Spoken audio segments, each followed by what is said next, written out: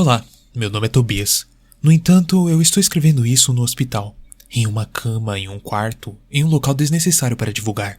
A partir de agora, eu tenho 3 costelas quebradas, um olho faltando e um prato na espinha para poder andar. Eu não sei como começar isso, apenas saiba que eu estou seguro e que estou sendo tratado. No entanto, foi uma loucura chegar a esse ponto. E quero focar nisso nessa mensagem que eu estou escrevendo para você.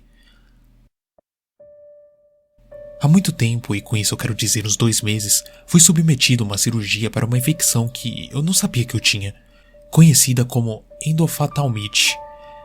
Ela surgiu rapidamente, e depois de 3 dias de tanta dor, eu fui ao médico para tentar me tratar. Mas foi para apenas descobrir que precisaria remover o meu olho, pois já estava longe demais o tratamento. E ele estava praticamente apodrecendo do nada. Foi assim que o médico disse. Depois dessa cirurgia, eu me senti muito traumatizado. A verdade é que eles dizem que quando você perde um olho, perde toda a percepção de profundidade ao lado. Eu não podia jogar dados, eu não podia jogar sinuca, eu não podia fazer qualquer coisa nos vários locais. Sabe, não é como fechar um olho e tentar fazer as coisas. É como perder metade do que você pode ver e forçar a outra metade a se ajustar a isso. Eu realmente não sei como descrever. Mas eu levaria uma vida inteira disso sobre o que eu recebi no evento que aconteceu. Durante o check-up nos médicos, eu fui pego por um homem que afirma ser importante no ramo da medicina. O nome dele era Dr. Taylor. Pelo menos foi assim que ele se apresentou para mim. Ele era mais alto que eu, mais musculoso, com um sotaque difícil de colocar, e cabelos pretos escuros. Embora ele usasse um uniforme médico, ele deixou o botão de cima desabotoado, e eu pude ver que ele estava usando uma camisa por baixo. Nossa conversa foi bastante simples. Ele me levou para uma sala do prédio para um exame secundário, aparentemente solicitado, embora eu nunca tenha o feito, onde ele me deu uma espécie de questionário sobre como eu me sentia. Agora que não era capaz de ver também, eu disse a verdade. Eu disse que tinha dificuldades extremas para me ajustar e que mal conseguia fazer qualquer trabalho ou até me divertir por causa disso. Então, ele me deu uma alternativa. Ele me deu um cartão que estava escrito Technic Logic, que aparentemente focava em pessoas como eu, pessoas que estavam se adaptando mal a perder membros ou sentidos, que eram tão proeminentes na vida que atrapalhavam as pessoas. No dia seguinte, eu cheguei ao prédio listado na parte de trás. Parecia um armazém muito estranho, apesar de claramente ser um hospital por si só. Eu tive que dirigir 3 km para chegar até ele, isso me levando a uma pequena cidade. Os cidadãos lá dentro daquela cidade eram bons o suficientes para me dar instruções do local, então eu nunca suspeitei de nada. Ao entrar no prédio, eu fui recebido pelo Dr. Taylor e seu assistente. Eles me disseram simplesmente que eu havia me qualificado para uma cirurgia experimental. E o mais estranho de tudo isso é que eles não me deram uma conta super cara para fazer esse exame, como também me pagariam $10.000 para fazer ele, simplesmente isso. Como se eu fosse um rato de laboratório. Ou, em suas próprias palavras, um teste de um dia pelo menos. Bom, eu sei que a maioria das pessoas diria não. Quero dizer, eu estava recebendo um contrato naquele momento que tinha todas as coisas legais que eles poderiam fazer comigo. E algo que eu não conseguiria escapar.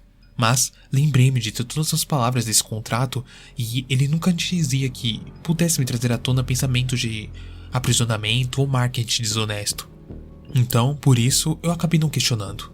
Eu assinei a linha pontilhada com orgulho. E o Dr. Taylor sorriu com prazer. Perdi a consciência logo depois.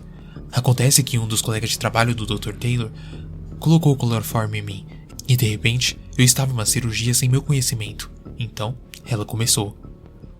Quando eu acordei, eu estava em uma cama de hospital. O quarto estava limpo, o cobertor era macio e lavado, e eu me senti bem, como se eu fosse bem recepcionado onde estava. Apesar de saber o que havia acontecido comigo, eu levantei e fui até a mesa médica. Encontrei um copo de água e 2 comprimidos para a dor, além de um bilhete do próprio Dr. Taylor. O bilhete dizia: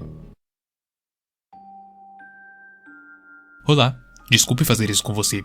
Tive que me certificar de que você não iria desistir.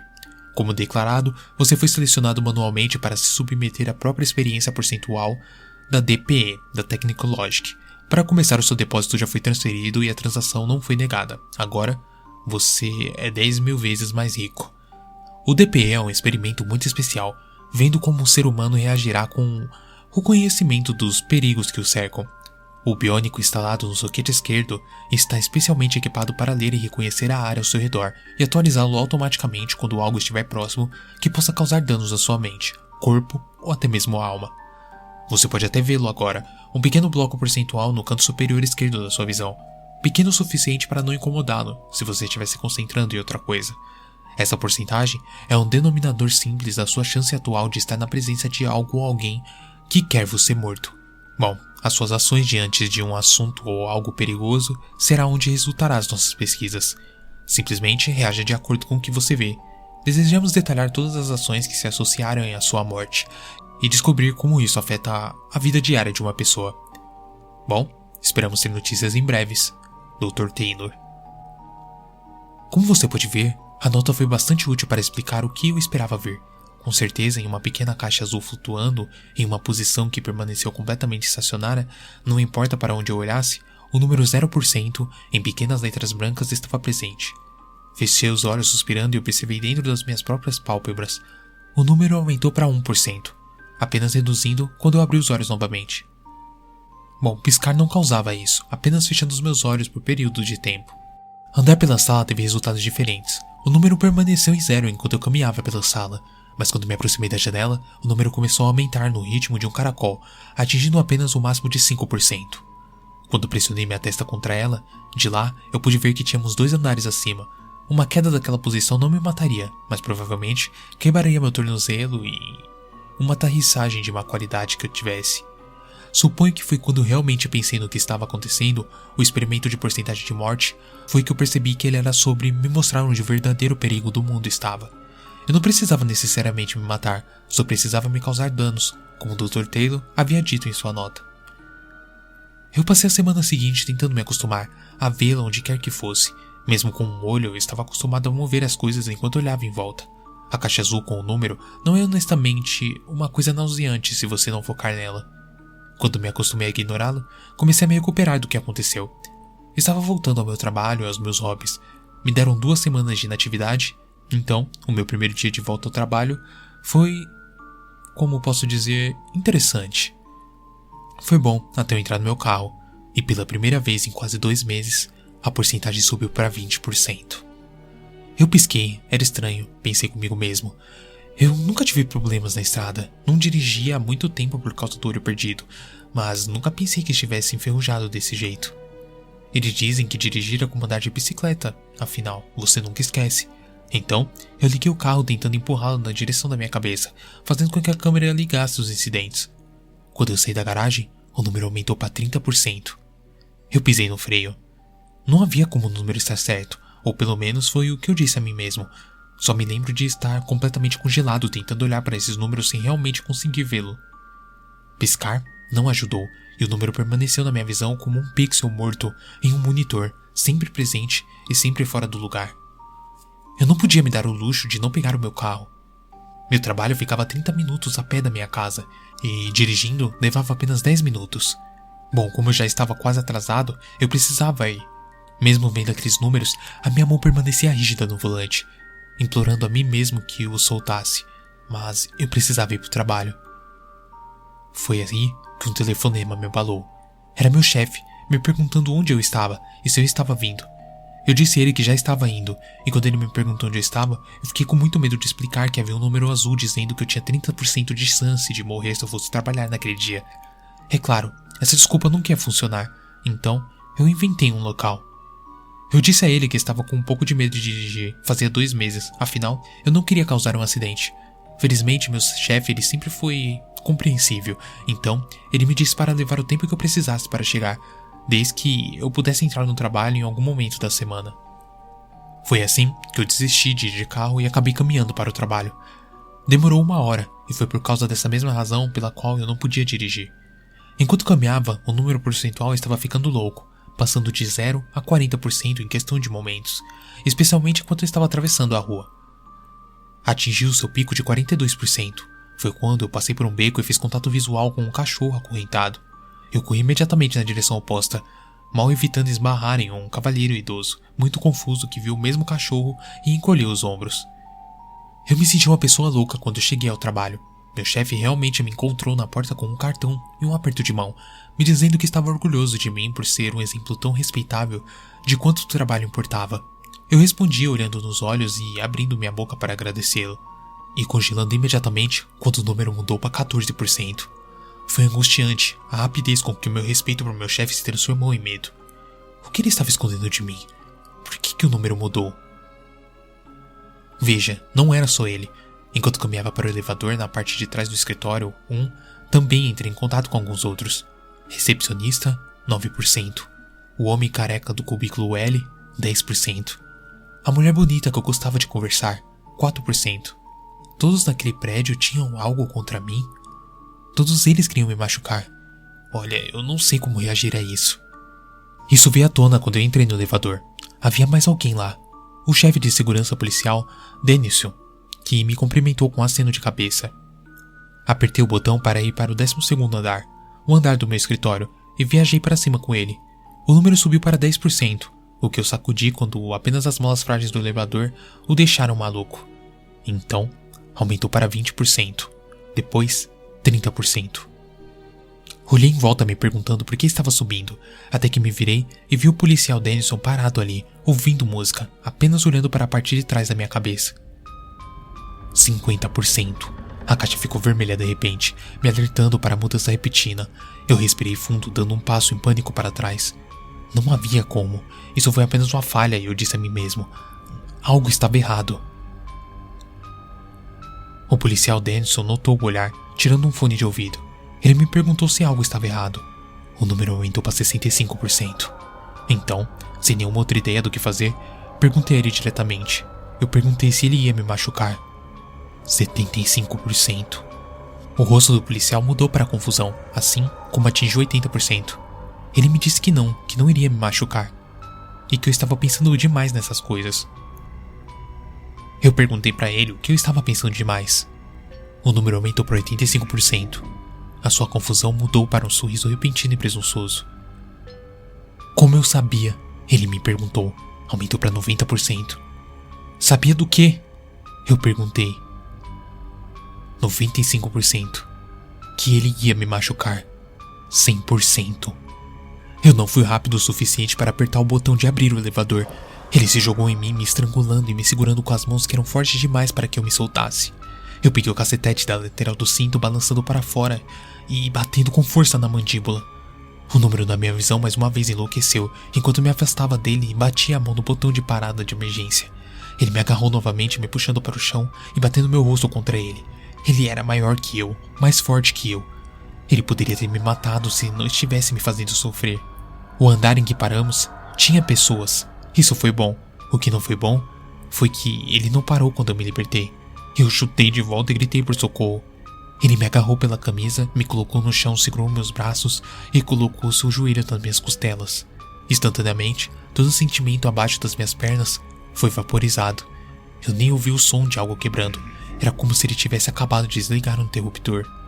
Eu senti agarrar meu pescoço novamente, me estrangulando com todas as suas forças, como se ele estivesse tentando quebrar o meu pescoço em vez de me sufocar. Felizmente, foi então que outra pessoa tomou uma ação mais intensa, pegando uma pasta pesada do armário e batendo no nariz dele. Foram necessários 5 pessoas para segurá-lo, e isso não parou a barragem. Em vez de violência, ele começou a ofender e me insultar, me dizendo que eu nunca deveria ter nascido e que eu não fui feito para essa cidade. Eu só fiquei lá, em silêncio, vendo continuar a gritar comigo, tomando todos os palavrões raciais que ele usava contra mim. Eu suponho que eu deveria ter mencionado que eu sou descendente de afro-americano.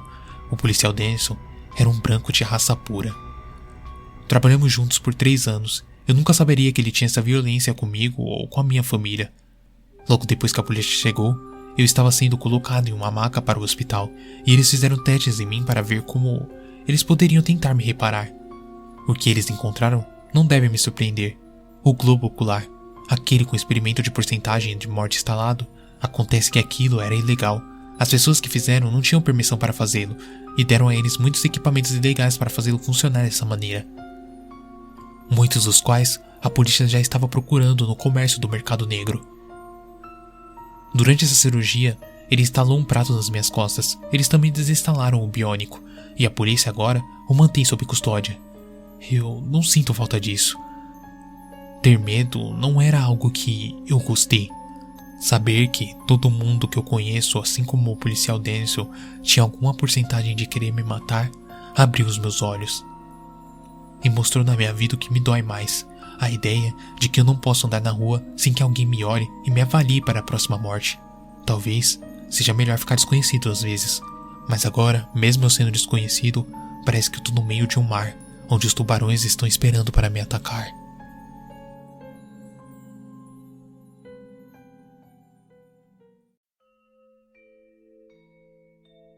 Quer dizer, eu nunca fui um viciado descontrolado, nada do tipo. Eu nunca usei heroína, nem metanfetamina. Experimentei crack e cocaína uma vez. Mas... Bem, o fato é que... Eu estava sóbrio faziam 8 meses quando o Ed, um velho amigo meu, me apresentou uma coisinha chamada K3. Contra meu bom senso, eu aceitei a oferta. Mano, você já ouviu falar do K2? Ele perguntou. Ele já estava muito chapado. Já, cara, maconha sintética. Olha só, cara. Pisquei, olhei para o nosso amigo em comum Todd e depois para Ed de novo. Olhar o quê? O quê? Você disse olha só, cara, e ficou aí viajando. Ah... Do que a gente estava falando mesmo? K3, eu respondi. Ah, pode pá. Você já ouviu falar do K2? Sim, eu acabei de falar que sim. Ele se inclinou mais para perto. Então, olha só, cara. Essa porra é tipo um K2 e mais um pouco. Por isso o nome é K4. Ué, eu achei que você tinha dito K3? Todd se meteu na conversa. Tá, ignora, ele já era. Isso não é nada sintético, Kev. É algo novo. Então por que ele chamou de K4? K3. Então, por que ele chamou de K3? Ele chama assim porque a chapação lembra da sintética, ou algo do tipo. Mas essa porra é tipo um outro nível. E nem é canabinoide. Eu mudei de posição no sofá. Tá, eu não tô... Quer dizer, você lembra o que aconteceu no ano passado, né? Sim, pode pá, eu tô ligado.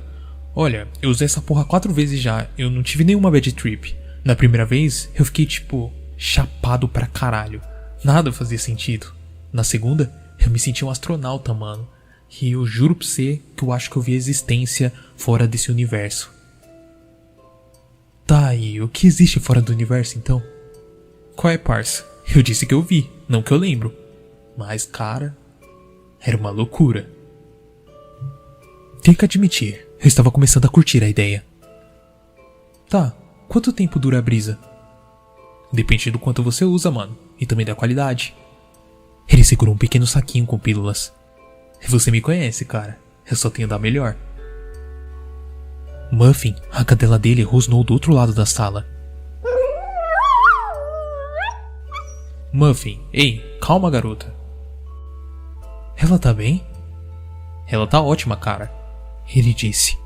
Ela tá ótima, cara. Ed ecoou. Então, começou a rir. Todd, ele tá chapado disso agora? Bom, ele tomou uma antes de você chegar. Queria alguém sóbrio o suficiente pra te explicar como é que é. Todd, enfim, enfiou a sua pílula na boca. Eu fiz o mesmo.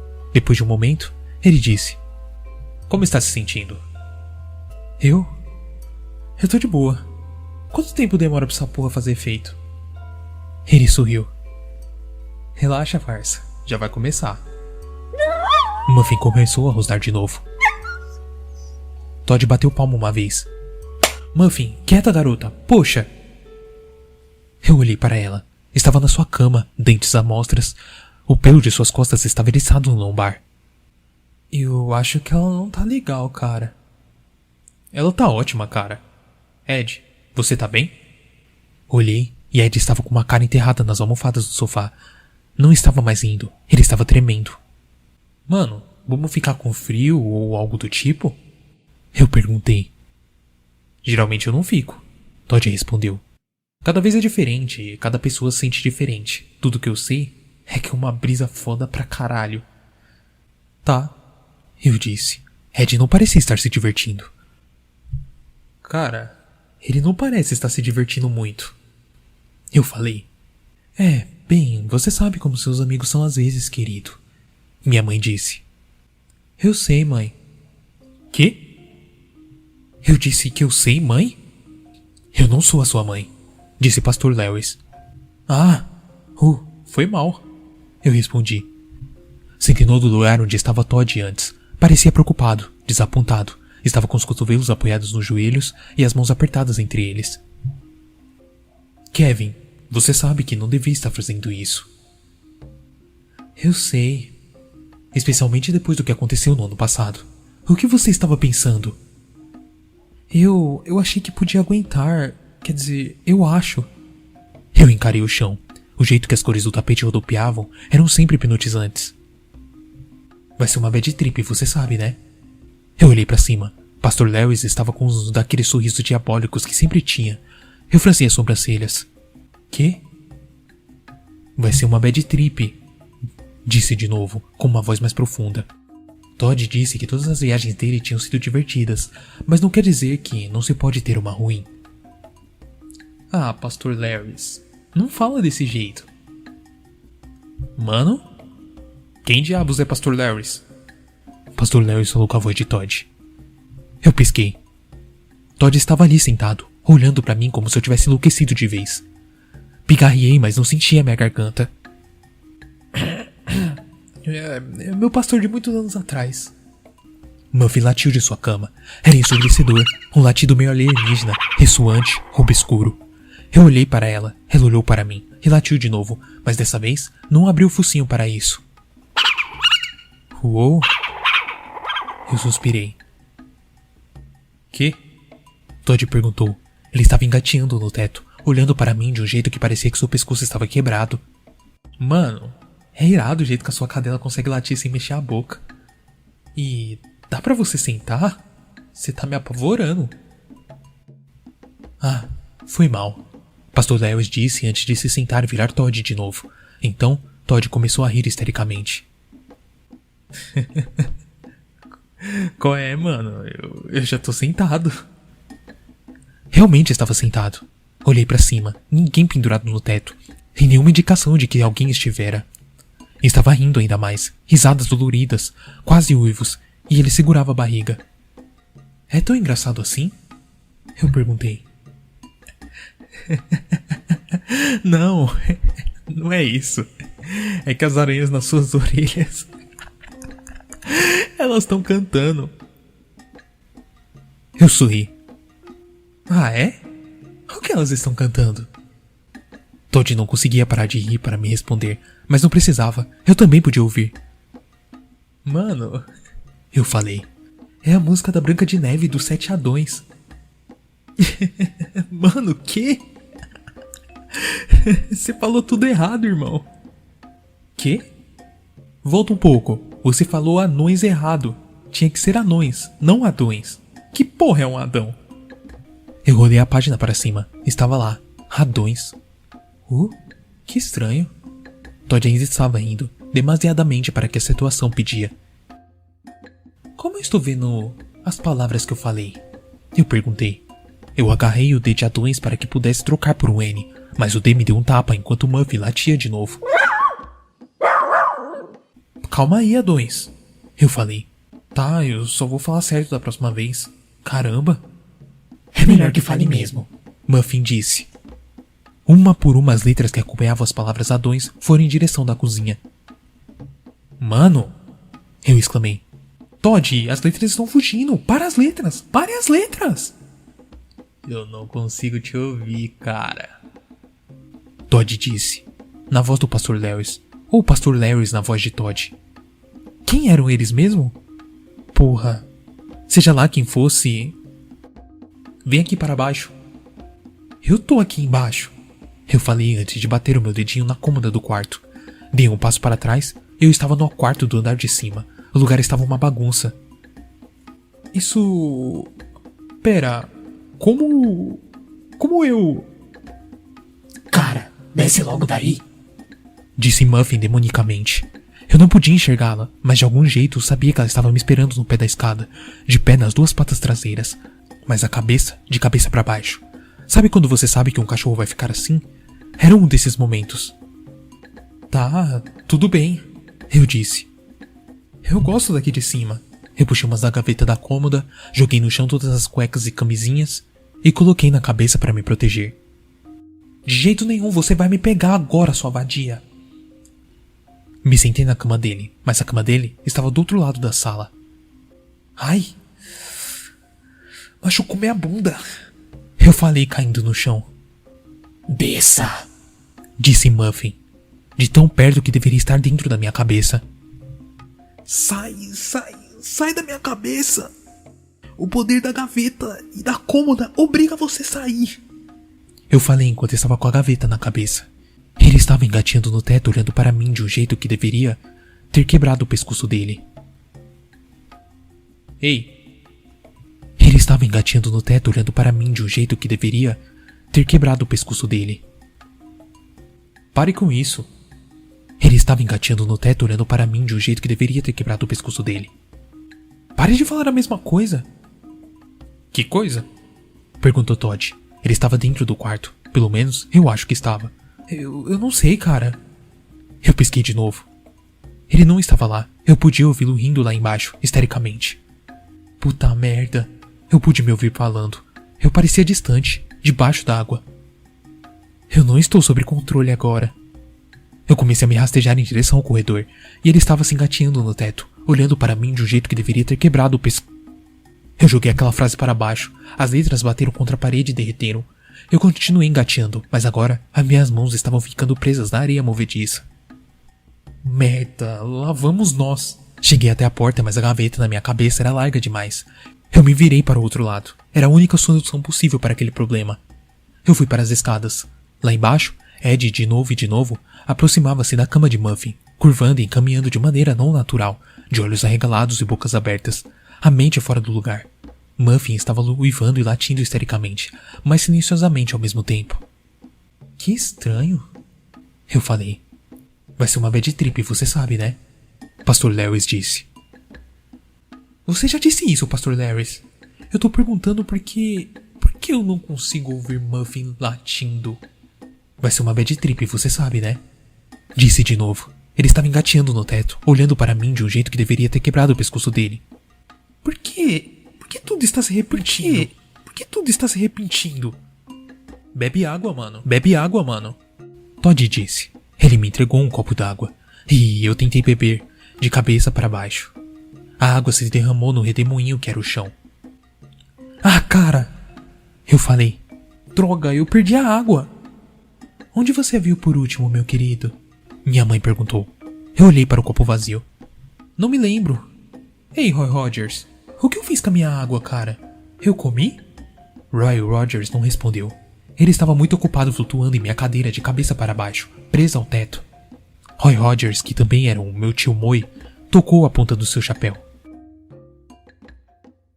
Me avise se encontrá-la. Eu podia jurar que... Vai ser uma bad trip, você sabe? Por que eu estou ouvindo Muffin latir agora? Isso foi há horas atrás. Eu olhei em volta. Ed tinha pego a cama dela. Como ela ainda está ali dentro? E estava. Ele segurou acima da sua cabeça. Ela estava consumida em pânico absoluto. E ele estava tentando comer a caminha por inteiro. Ele deslocou sua mandíbula para caber tudo dentro, revelando exatamente 14.543 dentes afiados do tamanho de pregos da linha de trem. Ed, pare! Eu me ouvi dizer? Eu disse? Por que seu rosto estava estático? Como quando você liga sua televisão em um canal que não existe. Ed, coloque-a no chão e tire essa estática do seu rosto. Ele estava engateando no teto, olhando para mim de um jeito que deveria ter quebrado o pescoço dele. O quê? Ed falou. Ele deixou a caminha cair. Muffin ganiu. Eu não sei, cara. Seu rosto está todo estático. Como quando você liga a televisão em um canal que não existe. Meu rosto está estático? Ed disse através da estática. Ele começou a arranhar a cara.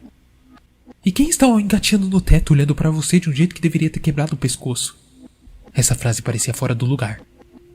Eu ouvi as palavras, mas não havia vindo da boca de Ed. Na verdade, Ed não estava mais lá parado. Ele estava na cozinha, pegando uma faca. Merda! Vai ser uma bad trip, você sabe? Cala a boca, Pastor Lewis, eu sei disso agora.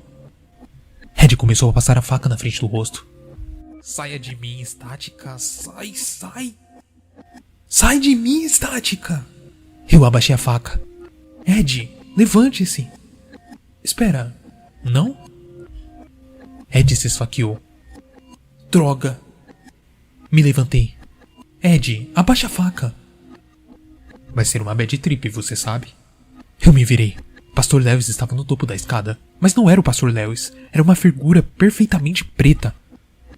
Pastor Lewis, preto te faz ficar mais magro. Vem aqui pra cima, disse a figura. Não soava mais como o Pastor Lewis, mas soava como estática. Quase como se a estática estivesse se formando em palavras. Eu não posso, eu preciso salvar meu amigo da faca de estática. Vem aqui pra cima, disse a figura. Vem aqui pra cima, vem aqui pra cima, vem aqui pra cima, vem aqui pra cima, vem aqui pra cima, até o teto, ele está te aturando de um jeito que parece pescoço. Mano, que diabos, o Pastor Lewis? Ele está engateando no teto, olhando para mim de um jeito que parecia estar com o pescoço quebrado. Percebi que estava caindo. Chega! E estava calor, seja lá onde esse túnel infinito se localizava, era escuro e quente. Essa é uma péssima combinação. Normalmente não é? Eu não estive em muitos lugares escuros e quentes, mas, tendo experienciado agora, posso dizer que é muito pior que lugares claros e frios. Socorro! Eu tô caindo? Pera.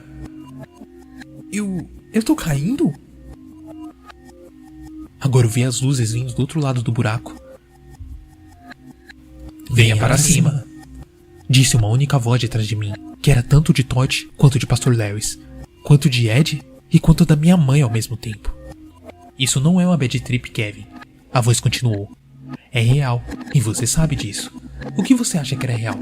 Era a viagem, tempo, espaço. Aquilo era tudo uma ilusão. Isso aqui é o que existe atrás do véu. Isso aqui é o vazio que existe fora do universo. Isso é o vazio que te aguarda no final. Não!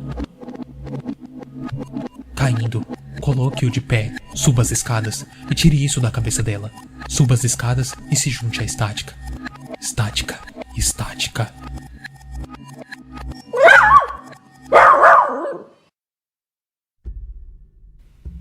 Você está bem? Eu pisquei. Ei, garoto, falou o policial. Você está bem? Eu olhei em volta. Eu estava deitado no asfalto. Vizinhos preocupados, carros policiais por todos os lados e a maioria na frente da casa de Ed. Murphy ganido em sua caminha ao meu lado. O que aconteceu? Bem, você estava aqui fora gritando, estou caindo, ou não. Como uma caminha de cachorro e uma gaveta na sua cabeça e sem sapatos. Esperava que você me falasse o que aconteceu. Acho que eu estava salvando o Muffin. Quem é Muffin? A cadela? Sim. Salvando do quê? Meu amigo ia matar ela. Quer dizer, eu acho. Depois ele tentou arrancar a cara fora porque estava toda cheia de estática. Puta merda. Meu cérebro, agora sóbrio, processava aquelas palavras drogadas. Puta merda, aquilo... Ai, aquilo foi uma loucura. Acho que jogou bem a situação, idiota. Você é sortudo que não chegou a pular do telhado.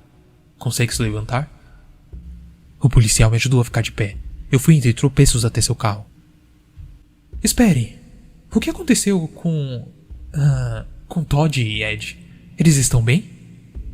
Eu perguntei. Ele olhou para mim. Não, garoto. Eles não estão bem. É por isso que você não brinca com essas merdas. Agora temos que limpar o que sobrou. Fique aqui. Ele saiu e foi falar com os outros policiais e com os paramédicos. Merda, paramédicos, 2 macas, ambulância... Eu...